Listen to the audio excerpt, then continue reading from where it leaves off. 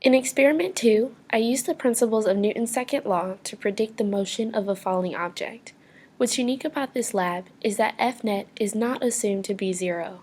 By my graphs you will see later on, the velocity is not constant since a model that accounts for gravitational and drag force fit the observed data almost perfectly. Here you can see Newton's second law, taking into account a non-zero net force, and we will also study the two components that are involved in the falling object in this particular case, which is the weight force and the air resistance force. For the experiment, I dropped a green foam stress ball. To analyze, I set the axis origin to the center of the ball here, with positive y going upwards and positive x going towards the right. I calibrated the lengths to my height, which is 1.65 meters again, and the center of mass to specify the system was set to the center of the ball. In the video, you can see the ball moving in the negative y direction. To find a model that best fits the observed system, I first accounted for gravitational force, which you can see here, as the only component of Fnet, since the ball is indeed being pulled downward by gravity.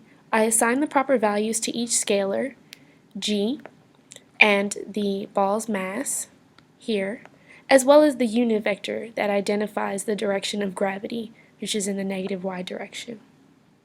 Also, I created an arrow showing the weight component in the actual model. Although the computational graph does result in a close prediction of the falling ball, one cannot exclude the force created by air resistance. And so, I included the air resistance force, otherwise specified as Fd in this particular model, as another component of Fnet force acting on the ball. I also created an arrow to specify the drag force in the actual showing of the model. As you can see, the drag force is so small that the arrow is not visible. This is due to the very small effect of drag force on the actual ball.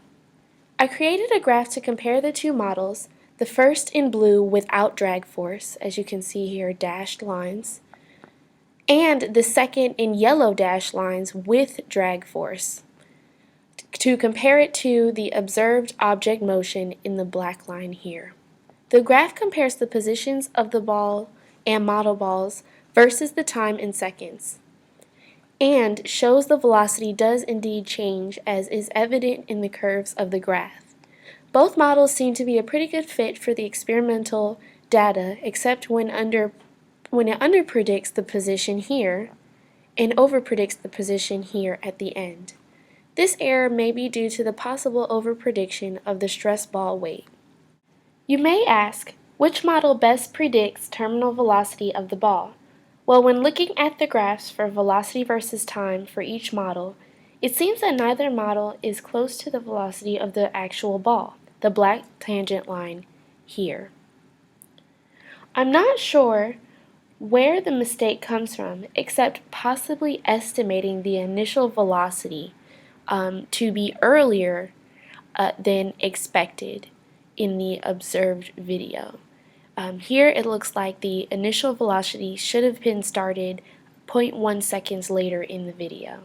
The terminal velocity of the ball would have been very different if initially thrown from the origin.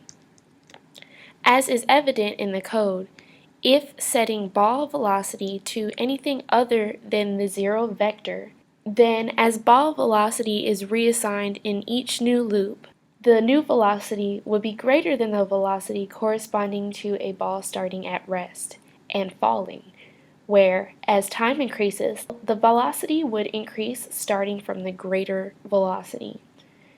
We may be able to demonstrate this in future studies, but as is evident, if starting from a higher velocity than zero, then the new ball velocity predicted in each loop would be greater than if starting from the velocity of zero.